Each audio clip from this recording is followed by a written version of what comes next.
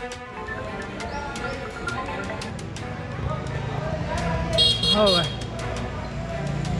हो.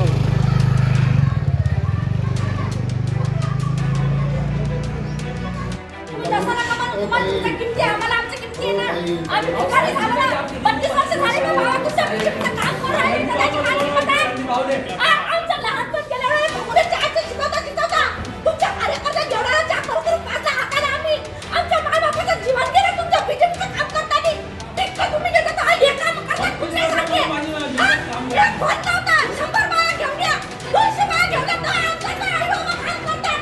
भाऊ तुम्हाला वाटतं ना, इथं हसबंड केलं पुरा. मग आई बाबा जिंदगी झाली काम करतात.